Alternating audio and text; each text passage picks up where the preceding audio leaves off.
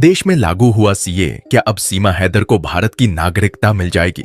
दरअसल दोस्तों, केंद्र सरकार ने आम चुनाव से पहले संशोधन अधिनियम 2019 को लागू करने का नोटिफिकेशन जारी कर दिया है। इस कानून को लेकर काफी चर्चा हो रही है।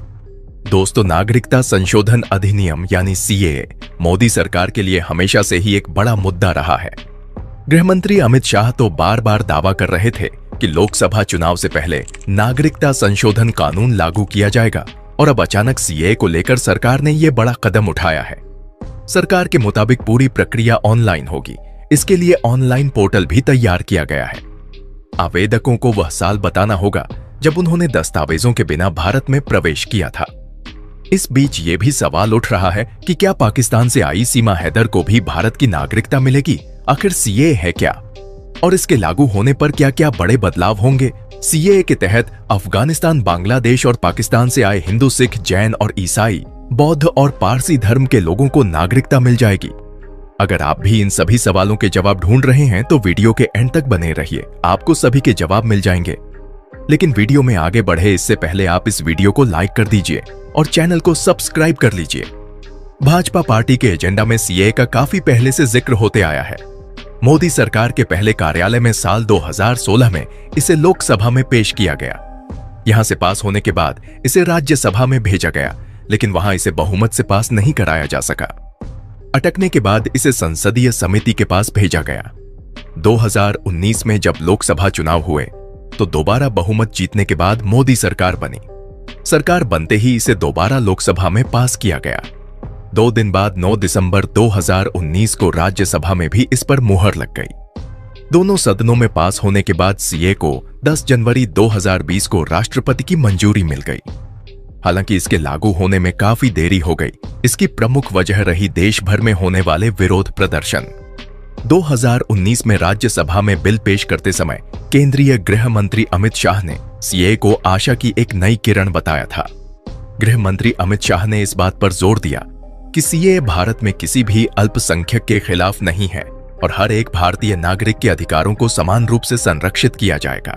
लेकिन सवाल यह है कि आखिर गैर मुस्लिम अल्पसंख्यकों को ही नागरिकता क्यों मिल रही है? दरअसल भारत में धार्मिक अल्पसंख्यकों के आने के कई कारण थे: उत्पीड़न, भेदभाव, शारीरिक असुरक्षा, जबरन धर्म परिवर्तन का खतरा इत्यादि। आधिकारिक आंकड़े मुस्लिम बहुल पड़ोसी देशों से बड़े पैमाने पर अल्पसंख्यकों के पलायन की गवाही देते हैं। 1947 में पाकिस्तान में अल्पसंख्यक ज्यादातर हिंदू और सिख आबादी का लगभग 23% थे। आज वो लगभग 5% हैं। हिंदू लगभग 1% ही रह गए हैं। इसी तरह 1971 में जब बांग्लादेश बना तब हिंदू आबादी का 19% थे। 2016 में वे केवल 8% ही थे, जबकि भारत में अल्पसंख्यकों की संख्या 2 गुना हुई है। 1947 में भारत में मुसलमानों की संख्या 9 करोड़ थी। आज उनकी अनुमानित संख्या लगभग 20 करोड़ है। अल्पसंख्यकों की गिरती जनसंख्या के अलावा सभी मुस्लिम बहुल पड़ोसी देशों के सर्वोच्च पदों पर मुसलमानों को तवज्जो मिलती है, जबकि भारतीय संविधान सभी अल्पसंख्यकों के अधिकारों की रक्षा करता है और मुसलमानों के साथ साथ बाकी अल्पसंख्यकों को उनके धार्मिक और शैक्षणिक संस्थानों के प्रबंधन में विशेष अधिकार देता है। नागरिकता संशोधन कानून के विरोध की सबसे बड़ी वजह यही है। विरोध करने वाले इस कानून को एंटी मुस्लिम बताते हैं। उनका कहना है कि जब नागरिकता देनी है तो उसे धर्म के आधार पर क्यों दिया जा रहा है? इसमें मुस्लिमों को शामिल क्यों नहीं किया जा रहा? इस पर सरकार का तर्क है कि पाकिस्तान, बांग्लादेश और अफगानिस्तान इस्लामिक देश हैं और यहां पर गैर मुस्लिमों को धर्म के आधार पर सताया जाता है, प्रताड़ित किया जाता है। इसी कारण गैर मुस्लिम यहां से भागकर भारत आए हैं। इसलिए गैर मुस्लिमों को ही इसमें शामिल किया गया है। कानूनन भारत की नागरिकता के लिए कम से कम 11 साल तक देश में रहना जरूरी है। लेकिन नागरिकता संशोधन कानून में इन 3 देशों के गैर मुस्लिमों को 11 साल की बजाय 6 साल रहने पर ही नागरिकता दे दी जाएगी। बाकी दूसरे देशों के लोगों को 11 साल का वक्त भारत में गुजारना होगा, भले ही फिर वो किसी भी धर्म के हों। भारतीय नागरिकों पर सीएए का क्या असर होगा?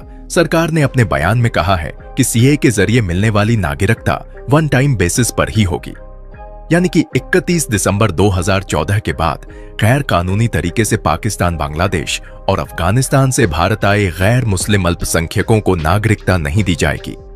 इस कानून के अमल में आने के बाद भारत के किसी भी नागरिक चाहे वो किसी भी धर्म का हो, उनकी नागरिकता को कोई प्रभाव नहीं होगा। अभी भी कई लोगों के मन में सवाल आ सकता है, क्या किसी की नागरिकता भी छीनी जा सकती है? तो ऐसा नहीं है। सीए में किसी भी भारतीय की नागरिकता छीनने का कोई प्रावधान नहीं है। गृहमंत्री अमित शाह भी कह चुके हैं कि सीए में किसी भारतीय की नागरिकता छीनने का अधिकार नहीं है। इसके तहत 31 दिसंबर 2014 से पहले पाकिस्तान, बांग्लादेश और अफगानिस्तान से आए गैर मुस्लिम 6 समुदायों को नागरिकता देने का प्रावधान है। वैसे तो केंद्र सरकार के इस कदम का कांग्रेस समेत कई विपक्षी पार्टियां विरोध कर रही हैं, वहीं मोदी सरकार वादा पूरा किए जाने पर अपनी पीठ थपथपा रही है। सीए के खिलाफ असम में कई संगठनों ने प्रदर्शन का ऐलान कर दिया है। वहीं पश्चिम बंगाल में एक समुदाय सीए लागू होने को लेकर खुशियां मना रहा है। वो समुदाय है मथुआ कम्युनिटी। मथुआ समुदाय की तरफ से इसे दूसरा स्वतंत्रता दिवस तक बताया जा रहा है। अब ये समुदाय है क्या और ये सीए लागू होने पर खुश क्यों हो रहे हैं, विस्तार से जानते हैं। मीडिया रिपोर्ट्स के मुताबिक बंगाल में मथुआ समुदाय को मानने वालों की संख्या लगभग 3 करोड़ है।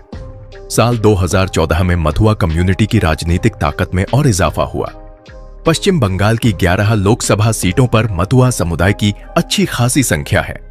बनगांव के इलाके में मथुआ समुदाय के वोटर 65 से 67% है, जबकि बाकी 10 लोकसभा सीटें जहां मथुआ समुदाय का प्रभाव ज्यादा है वो हैं कृष्णा नगर, राणाघाट, मालदा। ऐसे में इस समुदाय का वोट काफी महत्वपूर्ण हो जाता है।